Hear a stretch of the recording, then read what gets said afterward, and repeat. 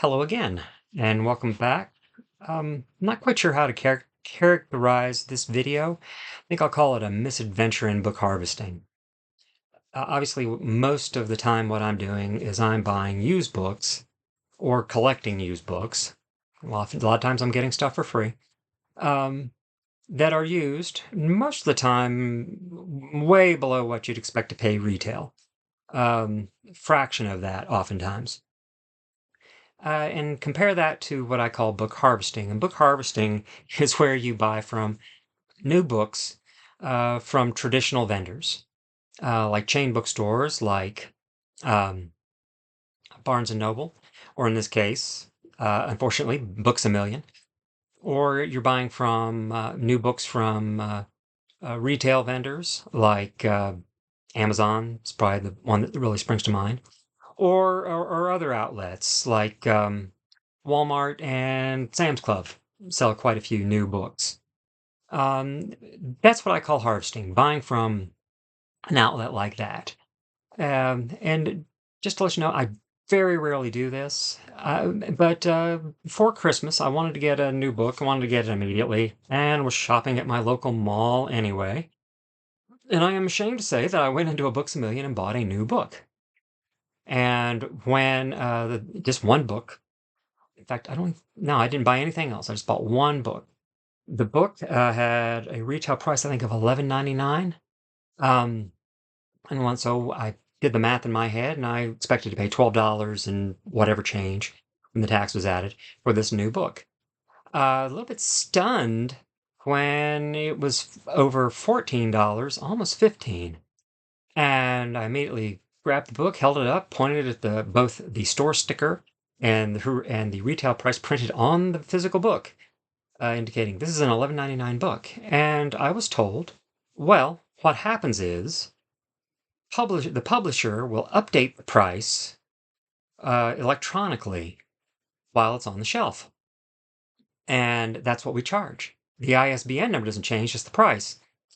And I said, that makes no sense to me. Are you booksellers or are you book consigners? Because that sounds like a consignment rather than actually being in the business of selling books. In other words, you don't own the books, you're selling them on behalf of someone else, and they can change the price at random. And the clerk was didn't really know the nuts and bolts of things. She was just doing her job, so I did not get upset with her. I paid the price for the book and went on. And over the rest of the holidays, going through early January, I did some more experimenting. I bought a couple other books, paid the price that was on the cover and the price sticker on the back of the book. And then I bought one more after the new year, and it was actually a book to complete a set I had. In fact, I'll go ahead and show them to you. It's in the thumbnail, but I bought this book. Ah, Dorothy Must Die, and by Danielle Page. And the reason I wanted this book was doing real book hunting. I got the third book in the series for free. No, the second book in the series for free. And then sometime after that, I found the third out in the wild, and I'm thinking I paid like 50 cents for it. So I had these for $1.50. So and like I said, my intention is to donate these to the Hatter. So I went ahead and I thought, well, I'll do one last experiment. I will buy this one new price to make the set, right? And then, donate it to the store. Um, partially to try and flesh out my what I'd learned that Books a Million was automatically increasing prices without notifying the public, or at least one or more of their publishers who are supplying the books were doing the same thing. And when I paid, oh, okay, I need to show you this. As the kids say, I need to give receipts. All right, let me hold that up. Okay, that's good. As you can see, this book, brand new, both from the publisher and in store, is $12.99. Okay, just bought a single book, nothing else. So once again, I'm buying a book for $12.99. I'm expecting to pay 13 and change after the taxes are added. And here is the receipt from that transaction. Let's see if I can hold. This is gonna be a pain to. Let's see if I can fold it, because the price is not wanting to show up. All right. Anyway, you'll have to take my word. This receipt shows me purchasing a book for $15.99. Um, total price after tax $16.95, which is $3 and a little bit more because of the tax than I was expecting to pay. And this time I was able to get an assistant manager to talk to about that situation. I was told the same thing, that publishers will automatically update the prices through their inventory system, and therefore the price you pay at the counter can be more than what's on the book.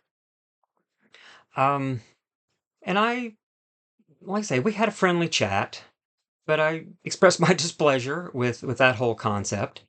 Indicating, you've priced a book, you should stick to that price. And if you're not going to stick to that price, you should notify the public some way that the price on the book may not reflect what you actually pay at the counter. And he said he understood my issue with it. Whether he did or not, nothing's going to happen with it. But we made that pretty clear. He's just a cog in the machine, after all. But I expressed to him, what happens? What happens if somebody brings a pile of books to the counter, right? And they ring it up. They're not in a situation where they've looked at one book, figured out what price they can expect to pay, and so they're not. If the price isn't raised, they're not going to be shocked. If the price is raised, they are going to be shocked, like I was. And I've seen my granddaughter do this several times. She'll get a gift card for her birthday or Christmas from Books A Million. She'll, sometimes $50 or $100. She'll go in and she will use it all. She's a voracious reader. Anyway, she will use it all. But if you're plunking 7 or 8 books down on the counter and paying for them, it's a whole lot easier to miss the fact that you're being overcharged on, say, half of them, which is my experience over the holiday. Um, like I said, didn't resolve anything with the manager. Um, I haven't had a chance yet to try and go up the chain to talk to somebody at Books A Million to see, is this policy? Does this happen?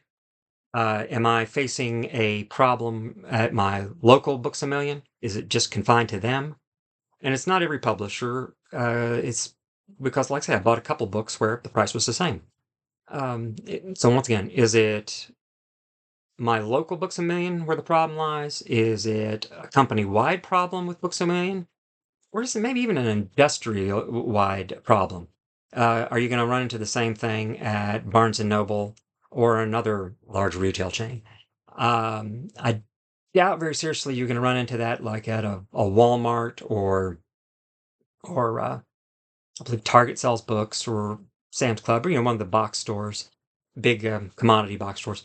I doubt you run into it there, but this could very well be a problem with the bookstore community, the mainstream bookstore community. I don't know. All I have evidence for is that my Books A Million overcharged me two out of 4 times, or half the time, for books. Now, um, what to do about that? First, I think I just want folks to be aware that that could be a situation. If you are shopping at a Books A Million or a Barnes and Noble or any retail book chain, be aware that the price on the cover may not be the price you wind up paying. And then you can make a decision. Either at the counter when you feel like you're overcharged, like I did, or just to be aware in your mind. This may not be the firm price. Fair enough. Um, and like I said, I just wanted to make everyone aware that this is a situation which, like I said, I discovered by accident over the last few weeks. Um, and and to conclude, let's see, do I want to boycott Books A Million or those chains in general? Am I telling people not to buy new books at mainstream book retailers? No, none of that. But I think I just want people to be aware that there's this situation out there where, in my opinion, booksellers are gouging you on price. And is it a problem with the publishers, as I've been led to believe? Is it a problem with the book retailer? Don't know. But I think I'll just end with a piece of advice. If you want a new book, don't go into a Books a Million or a Barnes and Noble to buy it. If you have access to an independently owned local bookstore, either new or used, uh, go there, order the book through them, unless it's something you need like on the spot. If you can wait 2 or 3 days, go to one of those stores. They will order it for you. They will let you know when it's in. You come by and pick it up. If that's something that fits within your life and your conception of the book you want or need, do that. You keep the money local. You support a local business. You support people you know, as opposed to a faceless corporation. Do that. Um, and this will be the first time I've ever issued calls for action. But if you agree with me that getting gouged at the counter at a bookstore is a problem, uh, like this video, leave a comment. How do you feel about that situation that I encountered? Share this video. I won't ask you to subscribe, but I want to get the word out that this is a problem that exists for folks who love books and love to buy books. Um, with that, I don't want to belabor the point. I think that's all I really needed to say. But once again, if you're book harvesting, be wary. Be aware of what might be happening to you in that retail space. And other than that, I wish you good book hunting, and just be safe, and I'll talk to you again soon. Thank you.